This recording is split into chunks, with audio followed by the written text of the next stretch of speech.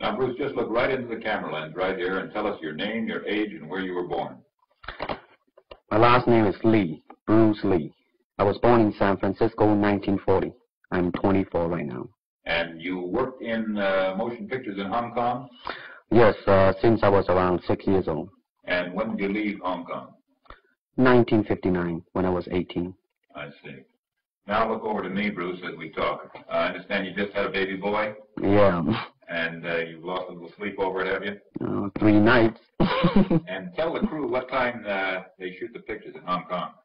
Well, it's mostly in the morning because it's kind of noisy in Hong Kong, you know, around 3 million people there. And so every time when they have picture, it's mostly, say, around 12 a.m. to 5 a.m. in the morning. I see. They'd love that there. And you went to college in the United States? Yes. And what did you study? Philosophy. I see. Now, you told me earlier today that karate and jiu-jitsu are not the most powerful of the best forms of Oriental fighting. What is the most powerful of the best form? Well, it's bad to say the best, but in my opinion, I think Kung Fu is pretty good. Would you tell us a little bit about Kung Fu? Well, Kung Fu is originated in China. It is the ancestor of karate and jiu-jitsu. It's more of a complete system, and it's more fluid. By that I mean it's more flowing. There is continuity in movement instead of one movement, two movement, and then stop.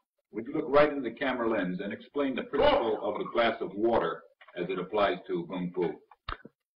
Well, Kung Fu, the best example would be a glass of water. Why? Because water is the softest substance in the world, but yet it can penetrate the hardest rock or anything, granite, you name it. Water also is insubstantial. By that I mean you cannot grasp hold of it. You cannot punch it and hurt it.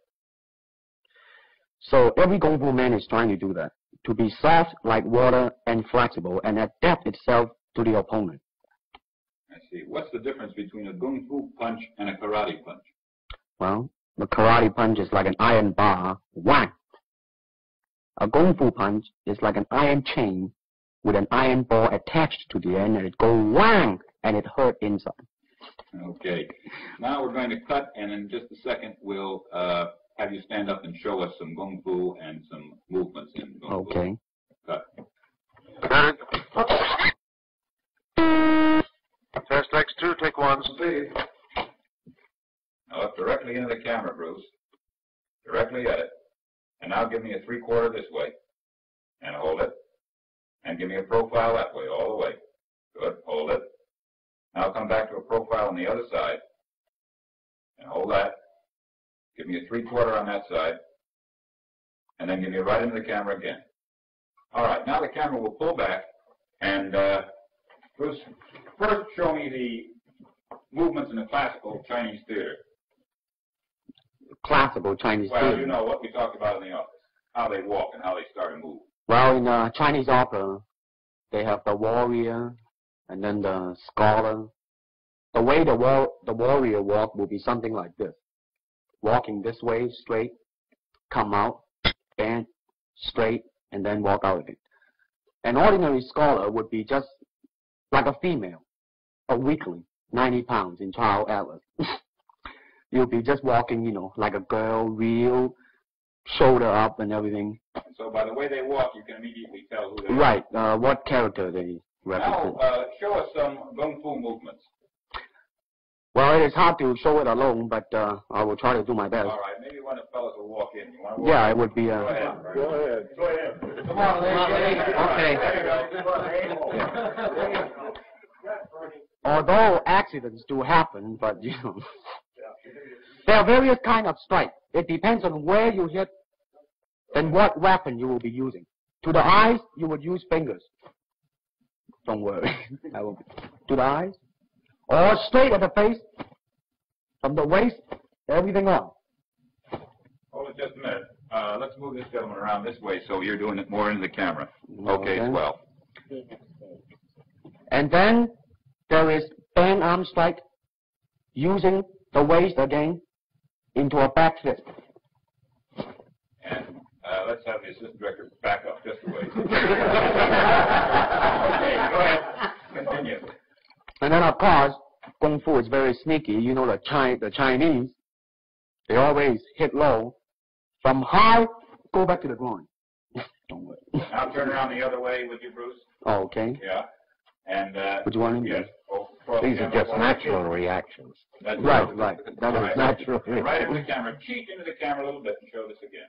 All right. Go ahead. There is the finger jab. There is the punch. There is the back fist and then low.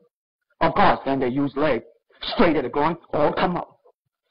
Or, if I can back up a little bit, they start back from here and then come back. All right. It's kind of worried. He has nothing to worry about. Now, once again, show us how a good Kung Fu man would very coolly handle it and walk away, rather than get involved in a series of actions. Cut it. Sound. Okay.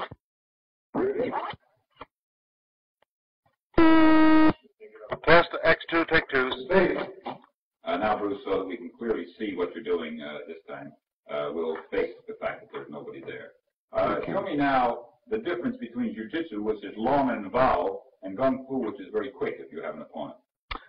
All right, for instance, you will read it in a book, in a magazine and everything, that when somebody grabs you, you will first do this, and then this, and then thousands of steps before you do a single thing. Of course, these kind of magazine would teach you to be feared by your enemies and admired by your friends and everything. But in Kung Fu, it always involves a very fast motion. Like, for instance, a guy grabbing your hand. It's not the idea to do so many steps. Step him right on the instep. You let go. This is what we mean by simplicity. Same thing in striking and in everything. It has to be based on a very minimum motion so that everything would be directly expressed. One motion, and he's gone. Doing it gracefully, not to go, yelling and jumping all over him, but to do, excuse me. Okay. Now, show me once again just a few movements there. Well, Kung Fu can be practiced alone or with a partner. Practicing alone, they involve forms. Some imitate a crane, a monkey, a praying mantis. This is a crane form. Let's start off.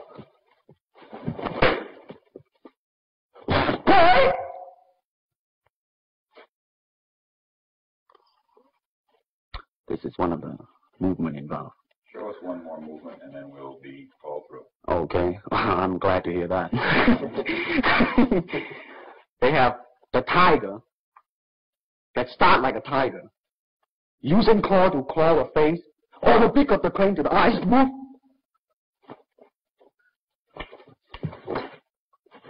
This is some of the movement involved. Thank you very much. Thank you.